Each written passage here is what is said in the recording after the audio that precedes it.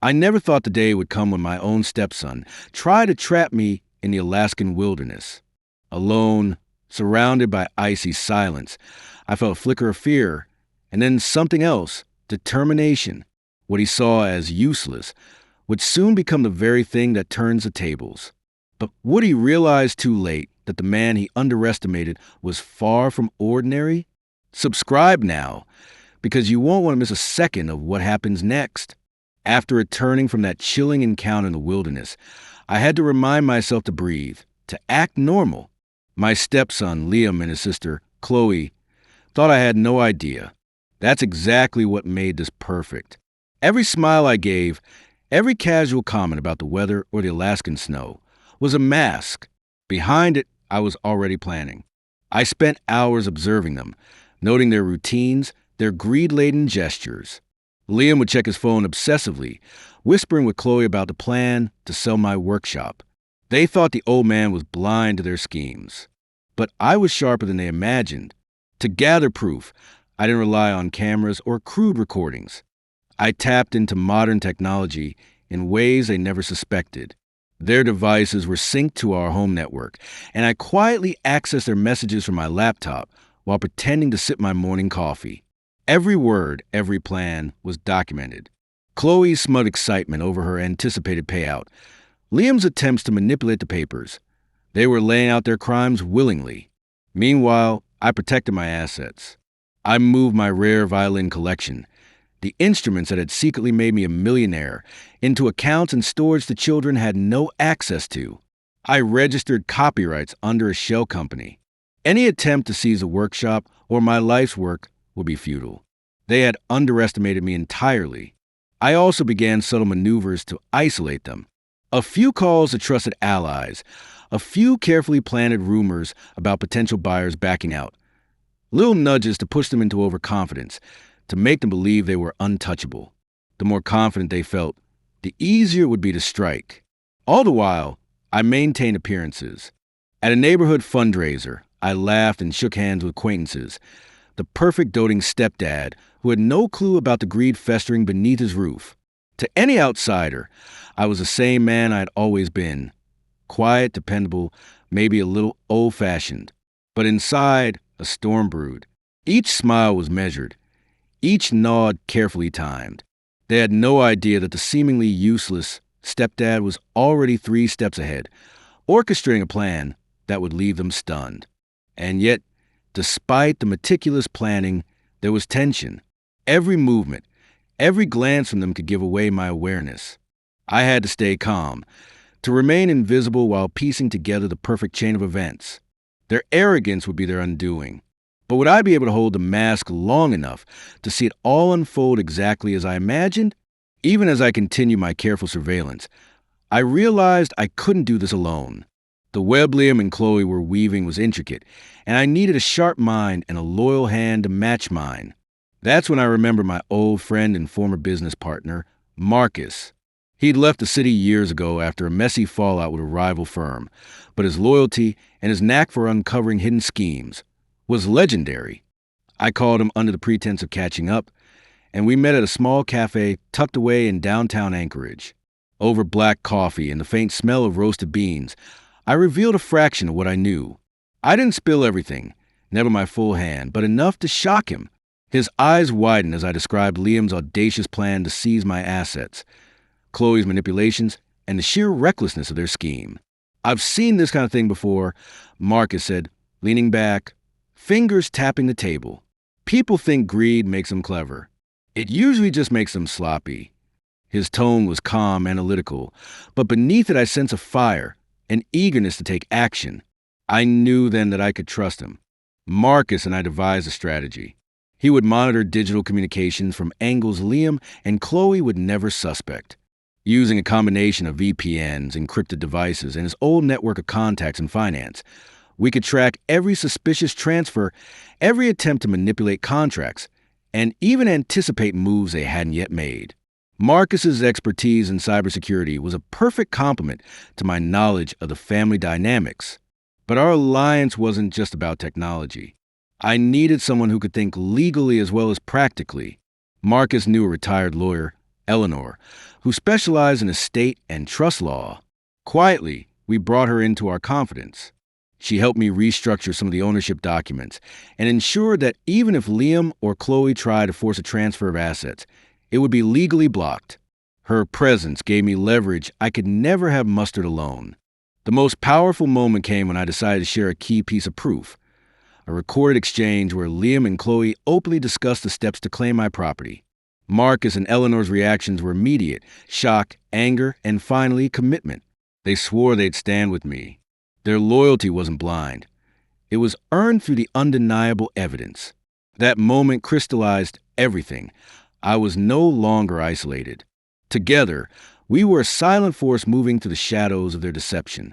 With my team assembled, we planned carefully. Marcus would feed me updates on every suspicious text, email, and call. Eleanor would provide legal guidance to ensure that any attempt at betrayal was met with an unassailable wall of law. And I, the useless stepdad in their eyes, would continue my role at home, wearing the perfect mask. Every laugh, every nod, every shared family meal was a calculated part of the charade.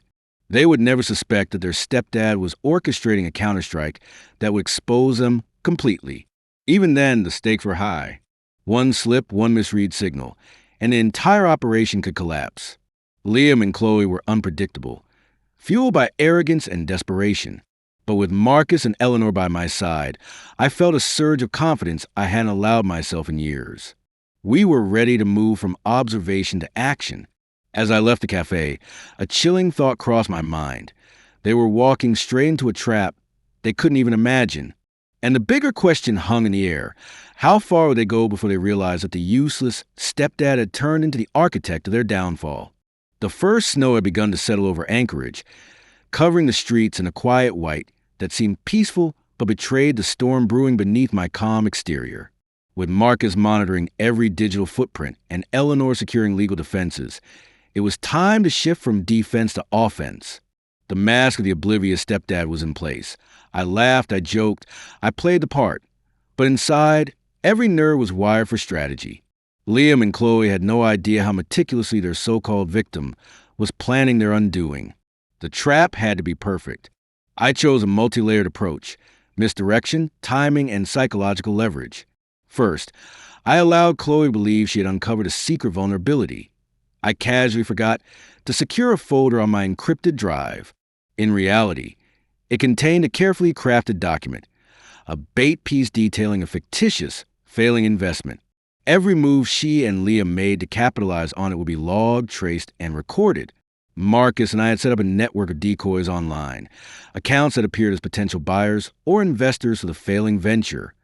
We made sure Liam would stumble across these contacts through a carefully planned series of emails and LinkedIn connections. The brilliance of it was in the subtlety. Nothing about the account screamed trap. Every message, every profile was plausible. By the time they realized the deceit, it would be too late. Meanwhile, Eleanor had uncovered a clause in the trust document that Liam and Chloe had never noticed. It stipulated that any attempt to unlawfully divert assets would trigger immediate legal guardianship oversight, effectively freezing control of my holdings. I left hints that this clause didn't exist, feeding their overconfidence. The bait was irresistible. They took the bait eagerly, unaware that the law itself was now a weapon in my arsenal. I watched as Liam and Chloe began to maneuver. Liam tried to negotiate with a supposed investor, sending emails that Marcus had rerouted to a secure server, allowing us to monitor every desperate plea and dishonest promise. Chloe attempted to manipulate minor household assets, thinking she could quietly siphon funds. Each misstep was recorded, time-stamped, and cataloged meticulously. Their own hubris was building the case against them, piece by piece. The psychological aspect was crucial. I maintained appearances at home, sharing meals and laughing at inside jokes, letting them believe I was still the harmless stepdad they'd underestimated.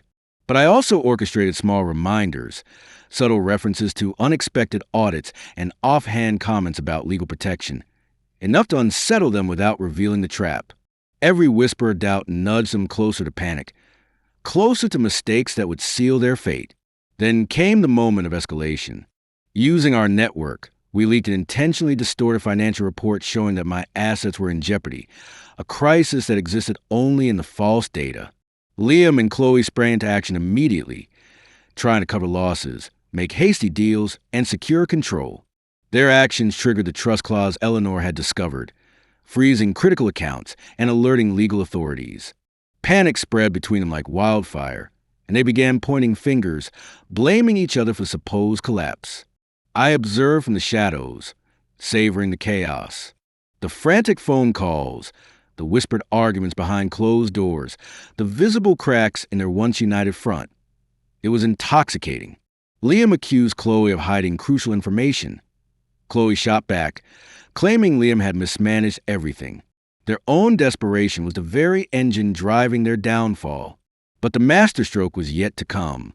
I activated the final layer, the third-party leverage.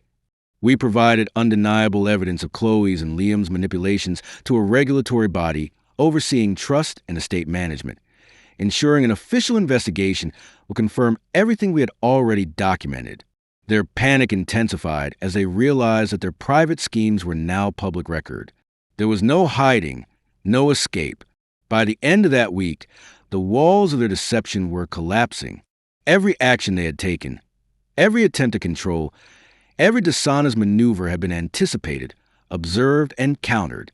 I had moved with precision, combining technology, legal knowledge, and psychological strategy, while they floundered in blind arrogance.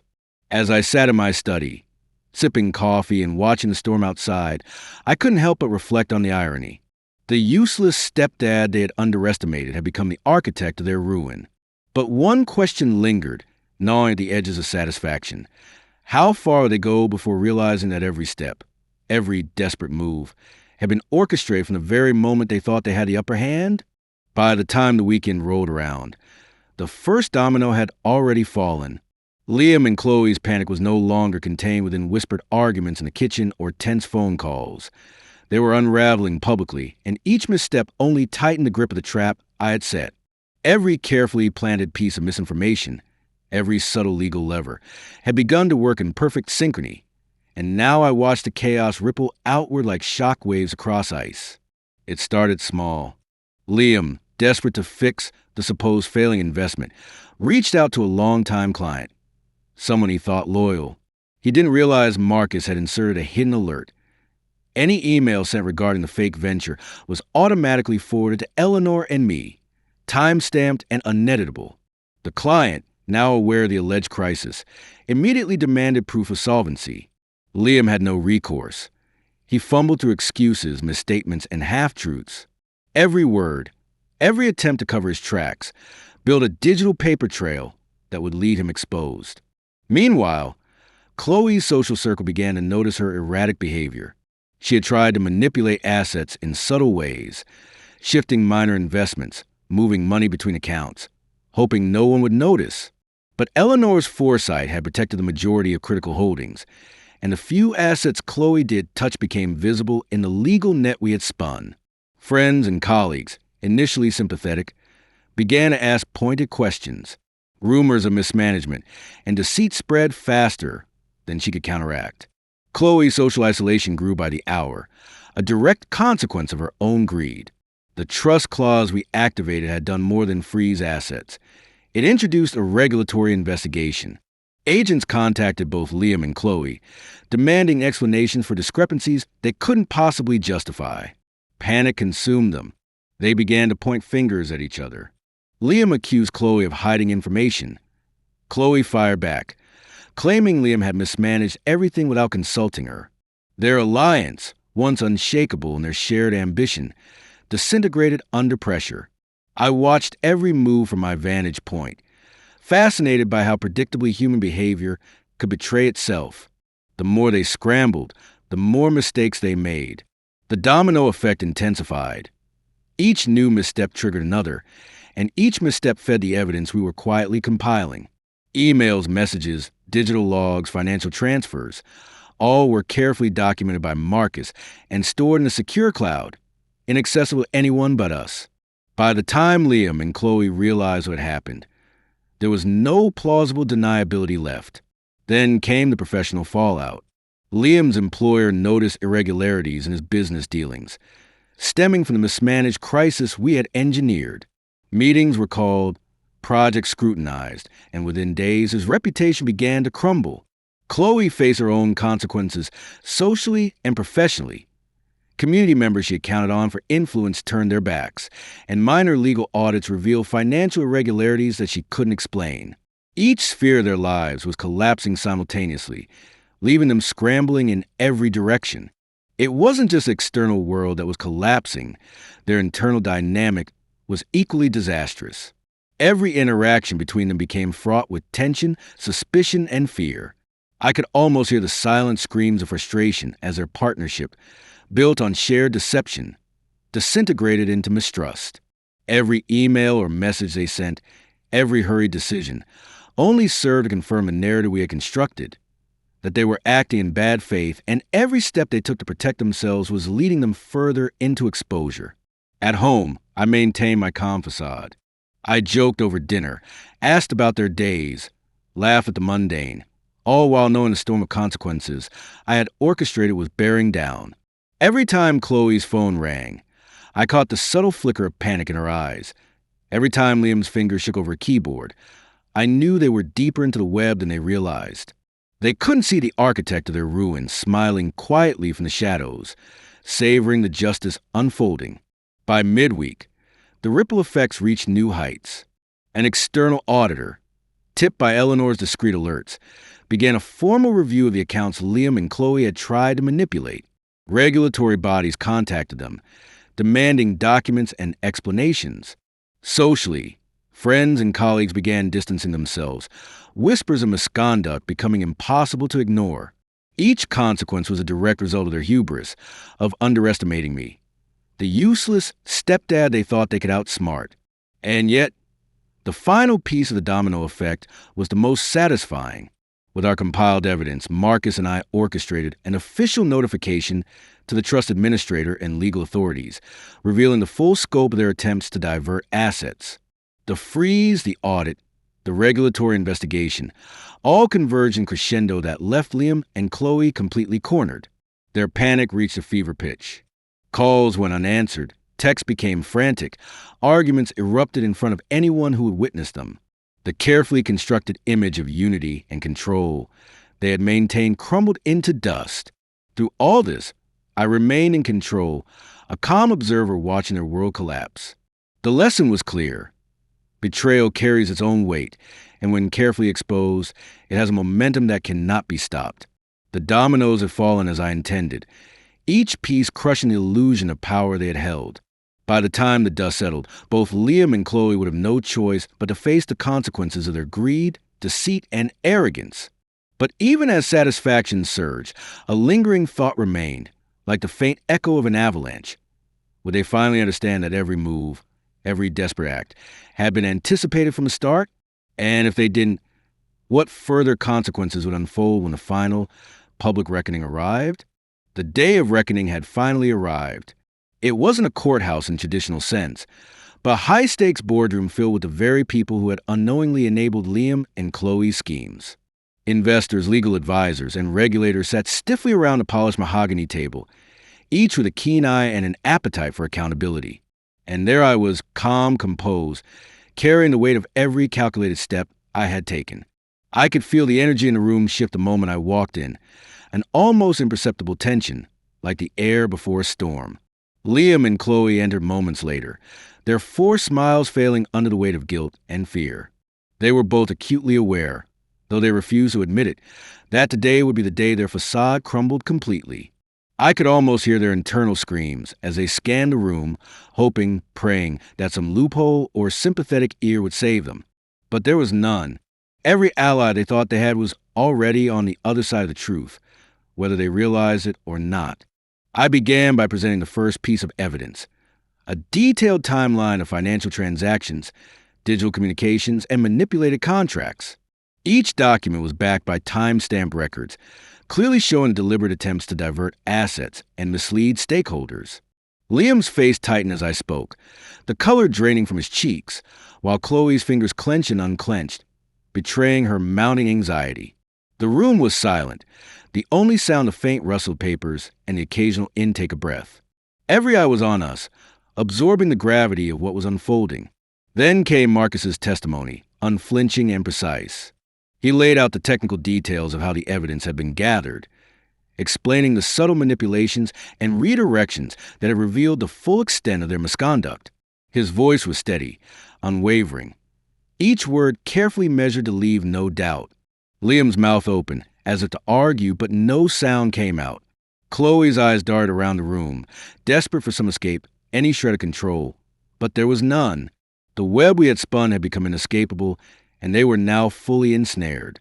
The final blow came in the form of an unexpected piece of evidence, a series of communications from a trusted third party, corroborating everything we had compiled. It was a proof of intent, clear, undeniable, and utterly damning.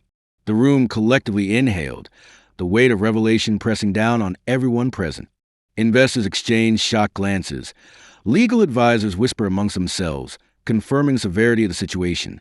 Liam's shoulders slumped, Chloe's head bowed. The game was over, and they knew it. What followed was almost cinematic in its intensity. Liam and Chloe attempted to salvage fragments of credibility, to redirect blame, but the floor was mine. Every denial was countered with precise documentation. Every accusation deflected by evidence they couldn't possibly refute. The boardroom became a stage for truth, and the actors were powerless to rewrite the script. Their panic, once carefully hidden, was now on full display. Every twitch, every flinch, a testament to the inevitability of justice. And then, as the final piece of evidence was laid bare, a contract clause they had completely overlooked, quietly embedded by me weeks earlier, their collective realization hit like a tidal wave. The clause instantly transferred control of critical assets away from them, leaving them legally impotent and professionally compromised. Chloe's gasp echoed in the room. Liam's hands shook as he finally understood the extent of their entrapment. I watched with measured satisfaction, knowing that every consequence had unfolded exactly as I had planned, and yet the full impact of their reckoning was only beginning. By the time the meeting adjourned, the fallout was immediate. Investors demanded immediate action. Regulators prepared formal investigations, and both Liam and Chloe were left to face the professional, social, and personal ruin that had been meticulously orchestrated. But what truly cemented the victory wasn't the external fallout. It was the internal collapse, the moment when they fully grasped that every move they had made, every attempt to deceive or manipulate, had been anticipated. The illusion of control shattered completely. As I stepped out of the boardroom, a quiet calm settled over me. The storm I had set in motion had reached its peak. Every domino had fallen into place, and justice, finally, was served. The stepdad they had mocked and underestimated was the architect of their undoing, and the useless man they had tried to trap had proven his resilience, intelligence, and moral authority beyond any doubt. Yet, even in triumph, I allowed myself a moment of reflection. The real victory wasn't the exposure or the collapse. It was reclaiming my dignity, my peace, and my future. Watching them face the consequences, powerless to alter their fate, I understood the true weight of betrayal and the unparalleled satisfaction of orchestrated justice. Their downfall was complete, public, and undeniable, but it was also fair, measured, and the natural result of their own choices. And as the doors closed behind me, I couldn't help but wonder, would they ever fully understand a lesson? That greed, deceit, and arrogance are self-destructive, and that underestimating the quiet, patient, and observant can be a fatal mistake? The answer, I suspected, would come in time. But for now, justice had spoken, and it had spoken loudly, clearly, and irrevocably. The storm had passed. The echoes of that fateful boardroom still lingered in my mind, but outside, the Alaskan wilderness was calm, vast, and indifferent, like it had always been. I stood on the deck of our cabin, the crisp morning air filling my lungs, and allowed myself to breathe fully for the first time in months. Liam and Chloe were no longer threats. Their schemes and manipulations had collapsed under the weight of truth. The justice I had meticulously orchestrated had been delivered. And now, all that remained was clarity and renewal. It wasn't just about revenge. It never had been. It was about reclaiming what was mine: dignity, peace, and a life untainted by deception. The assets, the financial stability, and the legal victories were important, yes, but they were secondary to the greater victory. the restoration of my integrity and self-respect. I had fought not to destroy, but to protect the family, the home, and the values I held sacred. And in that fight, I discovered resilience I didn't fully know I possessed. In the weeks that followed, life began to settle into a new rhythm. I reconnected with my children on a level that had once felt impossible, building trust where doubt had festered. We hiked the frozen trails, cooked meals together, and shared stories late into the night by the fire. Every laugh, every small victory, was a reminder that life could be both fragile and beautiful. I also began a project I had shelved years ago, a wildlife photography series capturing Alaska's untouched beauty. It was more than a passion. It was a symbol of rebirth, of reclaiming my life on my own terms. Liam and Chloe faded from my daily life entirely. News of their downfall spread quietly but inevitably, leaving them isolated in their arrogance and greed. They were left with the consequences of their choices, a stark reminder that actions rooted in deception and selfishness eventually unravel. I never rejoiced in their suffering. Justice is never about malice. But I allowed myself satisfaction in knowing that fairness had prevailed. Their reckoning was complete, and it was final. Looking back, I realized the most profound lesson wasn't legal strategy, nor the cunning I had employed. It was understanding the strength of patience, observation, and moral courage. The real power lies not in revenge, but in the clarity of mind and the steadiness of character. Betrayal may be a force that shakes the foundations of life, but integrity, resilience, and foresight can rebuild those foundations stronger than before. As the sun rose, painting the sky with hues of gold and crimson, I felt a quiet sense of triumph. Not over them, but over the chaos that once threatened to consume me.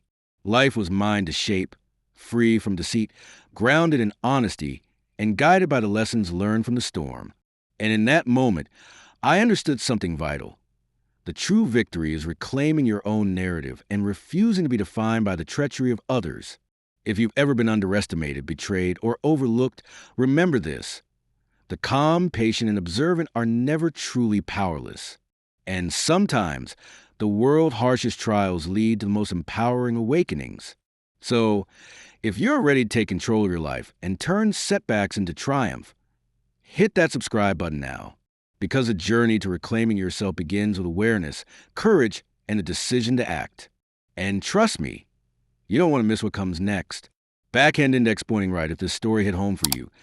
Don't forget to subscribe. More stories of justice, survival, and sweet revenge are waiting for you here.